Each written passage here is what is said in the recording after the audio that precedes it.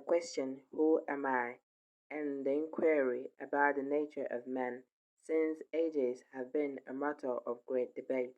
From the time of Socrates, Aristotle, Plato, Confucius, William James, among others, the subject has continued to enjoy the attention of prominent thinkers and experts from all walks of life across the planet, cutting across cultures and religion.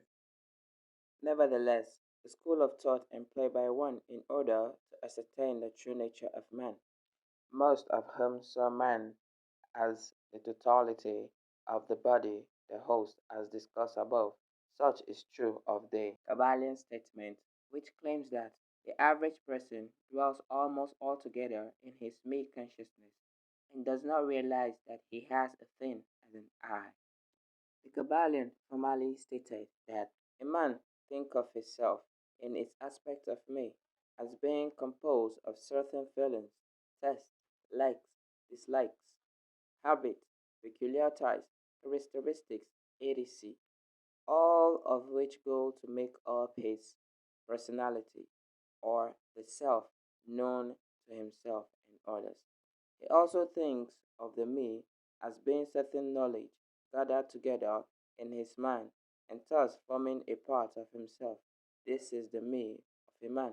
End of quote. Many are of the opinion of the nature of man as the body, vessel, as stated in the opening episode. Arrays of evidence arises as one look closely into the subject matter. The Chinese Zhongxie school of thought affirmed that the nature of man encompasses the basic faculties, capacity, and desires that people are born with. They saw man as an animalistic instinct he exhibited before education, which includes greed, idleness, and desire. They emphasize that it is human nature to seek profit because human desire for sensory satisfaction. Following suit, the Chinese legalist school of thought stated that humans are selfish in nature. They are of the opinion that human nature is evil. Empirical reports from the experts reaffirm that human nature is evil. Following the trend of defining the nature of man by the means of observable characteristics by philosophers and science as the biologist Richard Dawkins, who declared that a predominant quality in a successful surviving gene is ruthless selfishness, which usually gave rise to selfishness in individual behavior.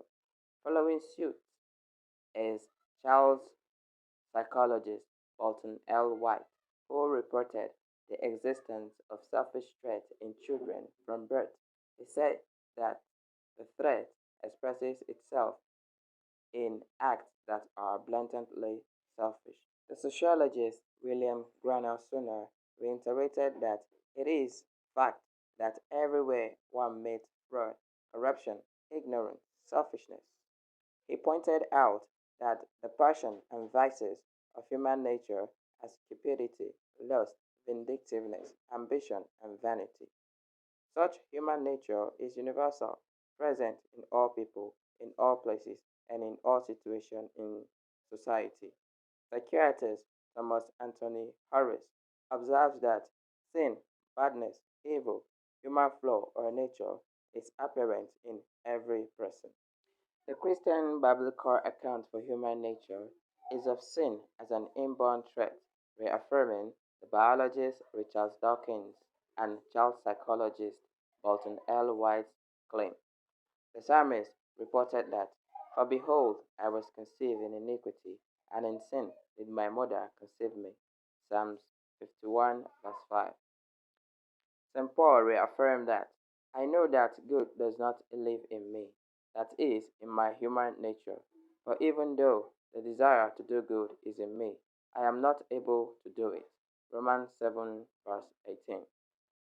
Whether there is a essentialist and nomological notion of human nature as set of properties that a human possesses, or the Chinese and the Christian notion of sin as an inborn trait, there is the recognition that there is something wrong with the mortal nature of man found in all religion and culture.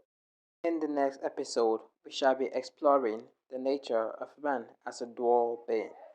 Until then, stay tuned and remain blessed.